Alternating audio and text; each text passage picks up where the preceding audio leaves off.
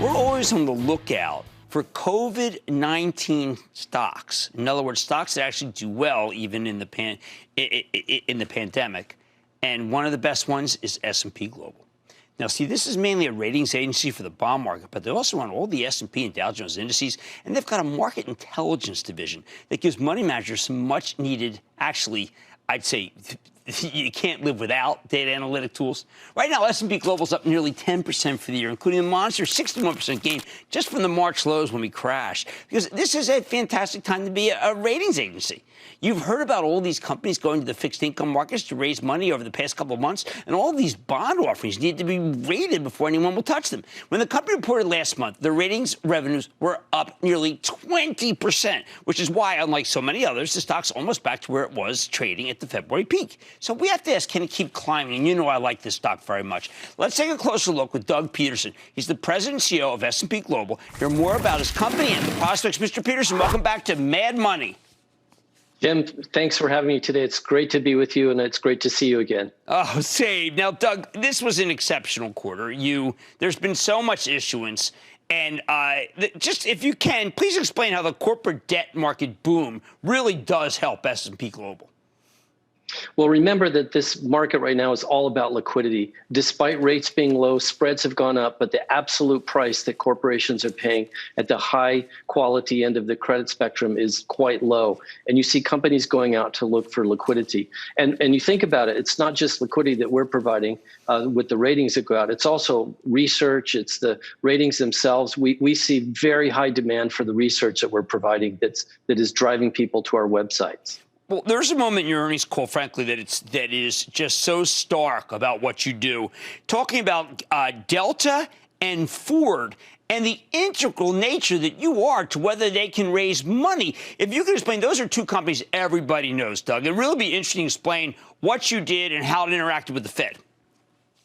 Well, the Fed came up with a program to provide liquidity to the markets. And one of the things they decided is that of March 22nd, all companies that had been investment grade would continue to be considered for the liquidity programs. And so a couple of those companies had already been downgraded to the BB range, but there was massive liquidity still available for companies like that. And we did the ratings. They were able to get the liquidity they needed in the market.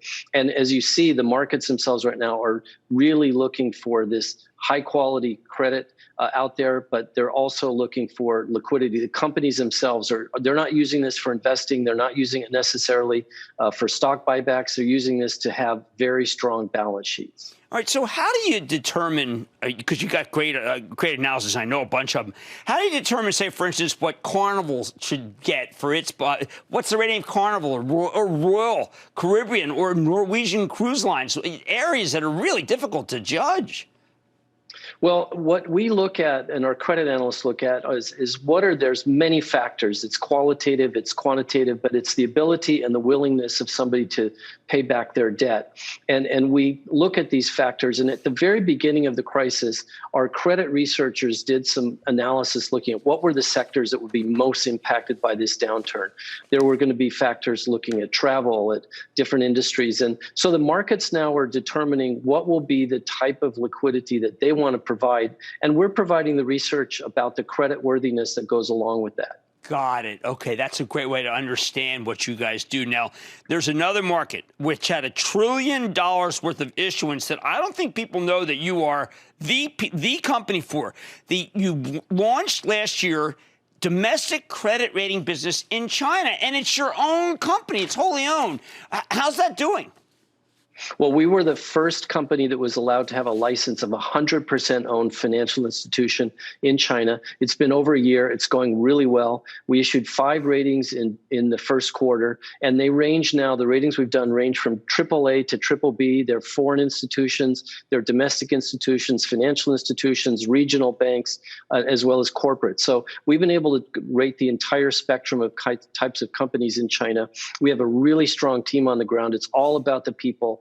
And even during this recent crisis where people are working from home, we've had hundreds and hundreds of calls with investors to explain what we're doing and also do those ratings in the first quarter. No restrictions by the government, just trying to get it as right as possible? They're trying to get as right as possible. As you can see, the Chinese reformers in the financial markets, they're giving licenses to other financial institutions to own 51% and above for their own institutions as well. So we think that we're on the very beginning of this trend where the Chinese financial regulator is going to be opening up their markets and looking for reform. And they want the foreign players to be there to bring the transparency, the high quality analytics, the things that we bring to the market. Boy, that's great. Now, one last thing.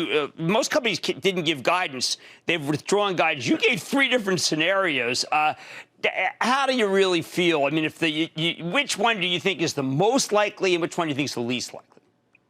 Well, we gave guidance this time. We thought that given that we have fantastic analysts in our company and research, we've got economists, we've got oil experts, our credit analysts, we wanted to say, well, what are they seeing about the markets themselves? And let's apply it to ourselves. We're a data and analytic company, and we wanted to take that information that's produced by our own people and apply it to our company. So we looked at our guidance. We looked at a shorter term downturn, a downturn that go to the end of the third quarter, one till the end of the fourth quarter. Our guidance that we came out with is around the end of the third quarter. But we provided that sensitivity analysis because we think it's important that our investors see how we're thinking about this. We got great feedback from our investors for providing that guidance and that color, and also showing a lot of detail about the factors that we use to look at that. You know, we've got a strong balance sheet, we've got ample liquidity, but we're not immune from risk. And we felt it was important that we really showed how that was. Yeah, I thought it was just the most well-done conference call. I found myself thinking, I'll just credit you guys because you've done more work than anybody. You've got a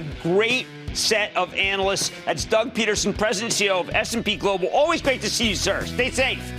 Thank you so much. Great to see you. Guys, when you think about a company that is fintech, think about these guys. Stick with Craig. Don't miss a second of Mad Money. Follow @Jim Cramer on Twitter. Have a question? Tweet Cramer. #MadTweets.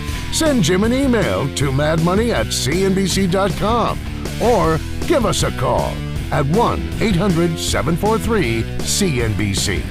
Miss something? Head to madmoney.cnbc.com.